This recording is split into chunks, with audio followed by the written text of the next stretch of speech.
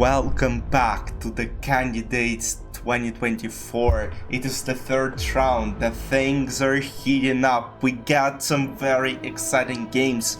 Today I'm going to show you the derby between two Indian Grandmasters, Pragg and Vidit. Enjoy.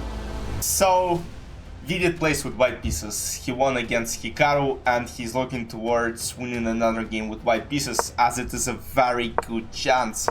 Knight f3, knight c6, bishop e5, a6, bishop a4, and here, guys, I mean, we've witnessed something absolutely insane, crazy, mind-blowing. This is the move that not a lot of grandmasters will play in such an important tournament, but this youngster in the left corner does it. He plays f5 and after d4, counterattacking in the center, takes and e5.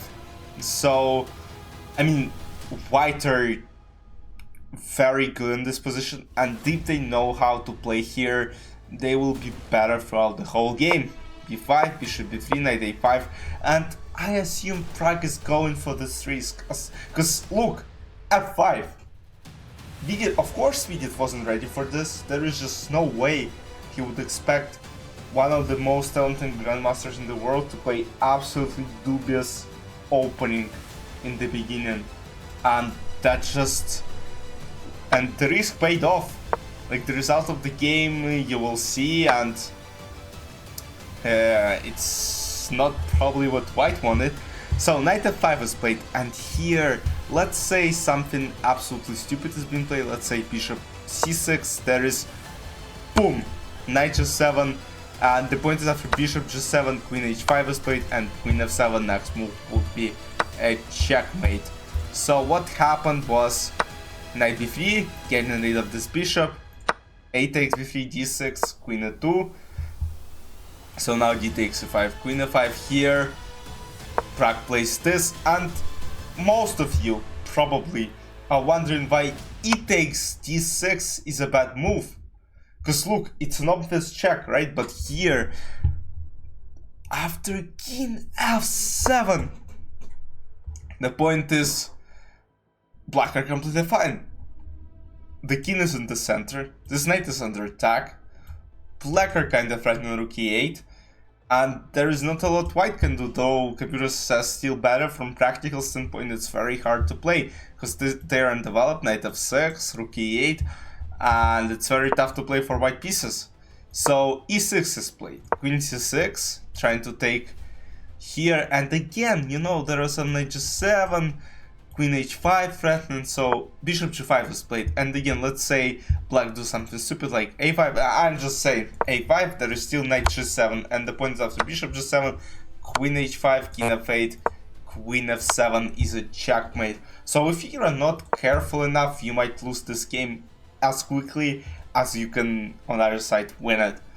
So g6, knight d3, h6, bishop f4, knight e7, c4, b4, queen g4.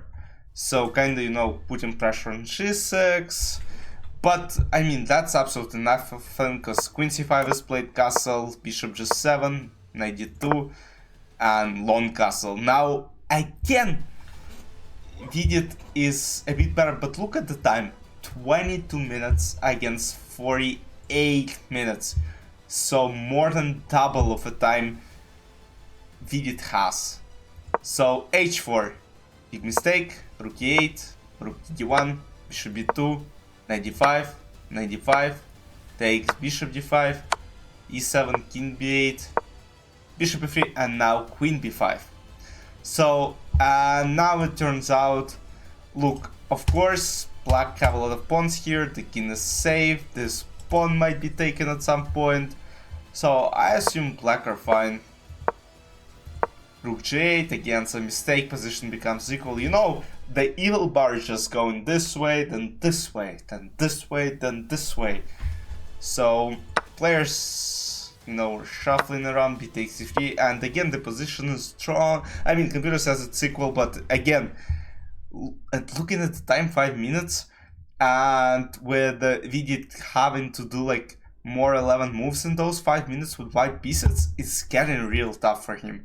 It's a tough challenge, bishop b7, and considering that, I mean, his pieces might be more active, that's just, and he took a pawn, so now Pragg is up a pawn, knight a5, rook e5, b4, g5, now opening g-file, and that would be disaster for black pieces. h5, g4, rook e1, g3, knight b7, g takes f2, queen b7 attacking pawn on g2, and now queen f3, going to the endgame, but rook is g5, and there is no protection for this pawn, because black will take this pawn or this pawn, and they will be up a pawn in the rook endgame, which is of course winning for black pieces. So he took the pawn on h6, that's fine, but after rook g5 it turns out that the position is simply winning for black. And in this position, Vidit Santosh Gujarati, after an absolutely insane win over Hikaru yesterday, he lost with white pieces.